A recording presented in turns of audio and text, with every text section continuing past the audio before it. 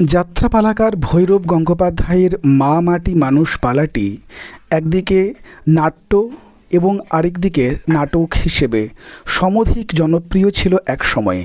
আজকের current research YouTube চ্যানেলে আমরা শুনব ভৈরব গঙ্গোপাধ্যায়ের লেখা মা মাটি মানুষ যাত্রাপালা বিষয়ে দু চার কথা। তার আগে ভৈরব গঙ্গোপাধ্যায় সম্বন্ধে দু একটি তথ্য আমরা দেখে নেওয়ার চেষ্টা করি। 1934 খ্রিস্টাব্দের 25শে নভেম্বর বর্ধমানের মন্তেশ্বরের কাছে মূল গ্রামে জন্মগ্রহণ করেন তিনি। তার পিতা অমৃতলাল গঙ্গোপাধ্যায় এবং মাতা ছিলেন ইন্দুমতী দেবী। মান্দলগ্রাম উচ্চ বিদ্যালয়ে পঞ্চম শ্রেণী, কেউ কেউ বলেন সপ্তম শ্রেণী পর্যন্ত তিনি পাঠ গ্রহণ করেন, অর্থাৎ বেশি পড়াশুনো তিনি করেননি বলেই শোনা যায়।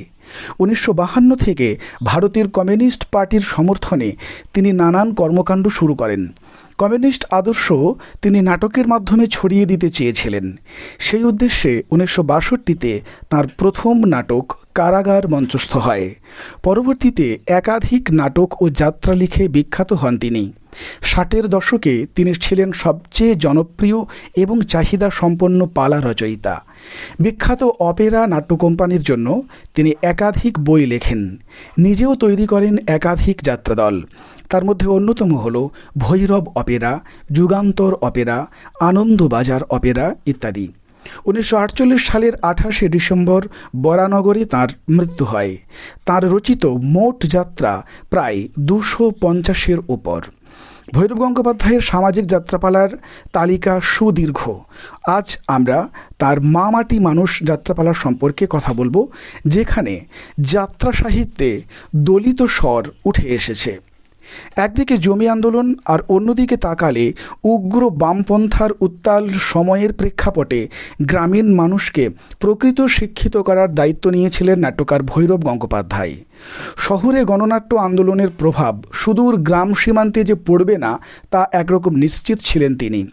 তাই গ্রামের মানুষের মতো করে সাধারণের মধ্যে গণচেতনার স্ফুরণ ঘটিয়েছিলেন তিনি। এই যাত্রা গ্রাম বাংলায় এতটাই জনপ্রিয় হয় যে কোথাও কোথাও 2-3টে দৃশ্য একাধিকবার অভিনয় করতে হয়েছে। গ্রামে প্রেসিডেন্ট মহিম গাঙ্গুলির শাসন চলে।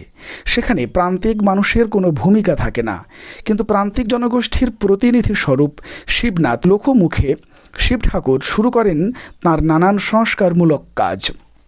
লেখাপড়া না জানা তথাকথিত অশিক্ষিত মানুষের হাতেই যে সর্বময় ক্ষমতা রয়েছে, সেই জনজাগরণের কাজ তিনি করে চলেছিলেন। ফলে সংঘাত ঘটে চিরাচরিত শাসনের প্রতিভু মহিম গাঙ্গুলির সঙ্গে। এদিকে গ্রামে নতুন বিডিও হয়ে আসে শহুরে শিক্ষিত মানুষ কুমুদ। কিন্তু প্রতিষ্ঠিত রাজনৈতিক ব্যক্তির প্রভাবে আমলাতন্ত্র অনেকখানি যে অসহায়, সেই চিরন্তন সত্য ফুটে ওঠে আকারে ইঙ্গিতে। সরকারি কাজ আর ব্যক্তি স্বার্থের কাজের প্রভেদ গ্রামের মানুষের কাছে আলাদাভাবে তুলে ধরে এই যাত্রা। আমলাতান্ত্রিক প্রতীক বিডিও কুমুদ রাজনৈতিক ক্ষমতার প্রতীক মহিমের কাছে অসহায় হয়ে পড়ে।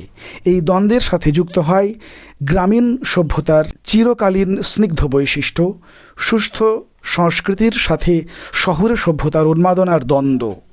নাগরিক সভ্যতার সর্বগ্রাসী ক্লান্তি ও আত্মগ্লানি প্রকাশ পেয়েছে সাবিত্রী চরিত্রটির মধ্য দিয়ে।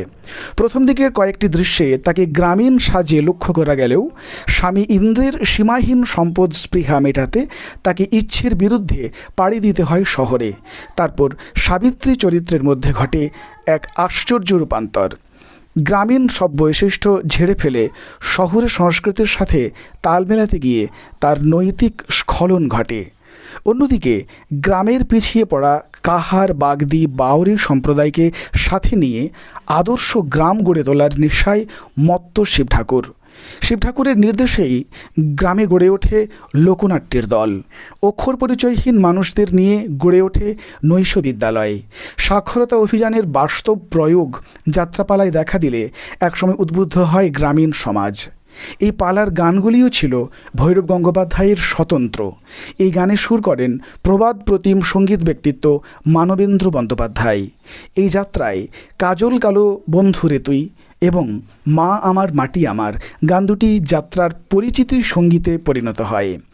গ্রাম সমাজে এই যাত্রার প্রভাব ছিল এতটাই যে পরবর্তীকালে এই যাত্রার শিরোনাম একটি রাজনৈতিক দলের মূল স্লোগানে পরিণত হয়। আজ শুনলেন ভৈরব গঙ্গোপাধ্যায়ের মা মাটি মানুষ যাত্রাপালা সম্পর্কে দু চার কথা বললেন শঙ্খ অধিকারী। কারেন্ট রিসার্চ ইউটিউব চ্যানেলে বিভিন্ন বিষয় নির্ভর এই ধরনের কথিকা শুনতে চাইলে আজই চ্যানেলটিকে সাবস্ক্রাইব করে রাখুন। অনেক অনেক ধন্যবাদ।